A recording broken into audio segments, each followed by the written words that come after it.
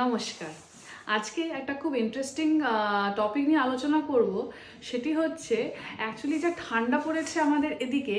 তো আমি last few days ধরে কিছু পেশেন্টের একটা খুব কমন একটা ইন্টারেস্টিং কোয়েশ্চেন পাচ্ছি যে সেটি হচ্ছে আমি অ্যাজ এ ডেন্টাল সার্জন আমি আমার পেশেন্টদেরকে বলে থাকি যে দিনে দুবার করে ব্রাশ করতে হয়, সকালে একবার, রাতে শুতে যাওয়ার আগে একবার, তারপরে মাউথওয়াশ ইউজ করতে হয়। তো পেশেন্টরা অনেকে এসে বলছেন যে ম্যাডাম যা ঠান্ডা পড়েছে না, রাতে আর ব্রাশ করতে ইচ্ছেই করছে না, তো আমরা শুধু মাউথওয়াশটা করি। তো তারা ভাবছে, তারা খুব ওভারওয়েলম, তারা ভাবছে না আমার কাজটা হয়ে গেল। তো বেসিক্যালি এটা কি ঠিক যে ব্রাশ না করে শুধু মাউথওয়াশ করলে এটা কি আদৌ এফেক্টিভ না এফেক্টিভ নয়? তো সেটা নিয়ে আজকে আলোচনা করি। তো চলুন বেশি দেরি না করে শুরু করা যাক। তো এইবার ব্রাশটা কেন করি আমরা? ব্রাশটা করি অ্যাকচুয়ালি আপনি দেখবেন, আপনি যখন রাত্রে ঘুমাচ্ছেন আর সকালে ঘুম থেকে উঠছেন, দেখবেন তাতে একটা সাদা সাদা সাদা সাদা একটা তেল তেলে তেলে একটা লেয়ার জমে যায়। সেটাকে বলা হয় প্লাক। এটা হচ্ছে ব্যাকটেরিয়াল একটা বায়োফিল্ম। তো এই ব্যাকটেরিয়াল বায়োফিল্ম যে প্লাকটা আমাদের দাঁতের উপরে জমছে, সেটা অ্যাকচুয়ালি মেকানিক্যাল ব্রাশিং না করলে, মানে মেকানিক্যাল ওটা রিমুভ না করলে ওটা কিন্তু যাবে না। আর ওটা যদি না যায়, ওটা আস্তে আস্তে জমে জমে ওটা শক্ত হয়ে যায়। তো শক্ত হয়ে গেলে ওটাকে বলা হয় ক্যালকুলাস, মানে মেডিকেল টার্মে ওটাকে ক্যালকুলাস বলে। আর এই ক্যালকুলাসটা কিন্তু পরে জমে হার্ড হয়ে গেলে তখন আপনি কিন্তু ব্রাশিং করে এটাকে তুলতে পারবেন না। তখন আছে আলট্রাসনিক স্কেলিং, এটা ক্লিনিক ছাড়া কোথাও হবে না। তো সেই কারণে আমরা ব্রাশ করতে বলি। এবার যদি কেউ শুধু ব্রাশ করছে তাহলে কি হচ্ছে, ওটা রিমুভ হয়ে গেল। আর যদি কেউ ব্রাশ না করছে তাহলে ব্যাকটেরিয়াল বায়োফিল্মটা থেকে যাচ্ছে, প্লাকটা থাকলো, তার উপরে আপনি মাউথওয়াশ করছেন। এবার মাউথওয়াশের কি রোল? মাউথওয়াশের রোল হচ্ছে কি, মাউথওয়াশ জেনারেলি দু ধরনের হয়, ব্যাকটেরিওস্ট্যাটিক, ব্যাকটেরিওসাইডাল।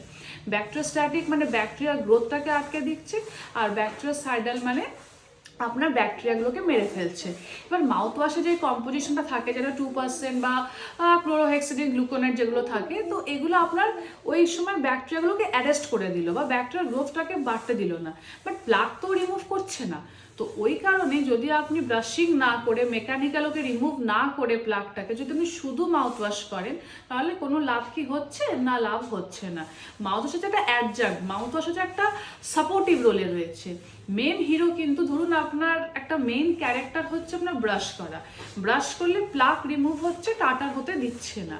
তারপরে অ্যাড অন হচ্ছে আপনার মাউথওয়াশ। মাউথওয়াশের ফাঁকা ফাঁকা জায়গাগুলোয় যাচ্ছে, গিয়ে আপনার একটা প্রোটেকশনটা দিয়ে দিচ্ছে। আর মাউথওয়াশের একটা নিয়ম আছে, ব্রাশ করার সাথে সাথে মাউথওয়াশ করতে হয় না, কিছুক্ষণ একটা গ্যাপ দিতে হয়। গ্যাপ দেওয়ার পরে তারপরে আপনি মাউথওয়াশ ইউজ করতে পারেন। জেনারেলি আমরা বলি ব্রাশিং আর মাউথওয়াশের ভিতরে 30 মিনিটের গ্যাপ দেওয়া উচিত। তো সেই জন্য আমি আমার পেশেন্টদেরকে বলে থাকি আগে ব্রাশিং করবেন, তারা জলটা যদি কিছু খাওয়ার থাকে আগে খেয়ে নেবেন, তারপরে লাস্টে মাউথওয়াশ করে শুতে যান।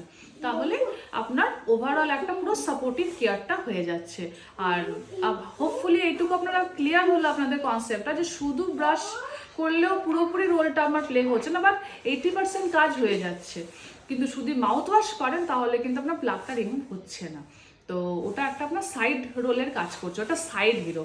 মেইন হিরো কিন্তু আপনার ব্রাশিং। ওকে, তো হোপফুলি আপনারা বুঝতে পেরেছেন, হোপফুলি আপনাদের কাছে এই কনসেপ্টটা ক্লিয়ার হলো, হোপফুলি ইটস ইনফরমেটিভ ভিডিও।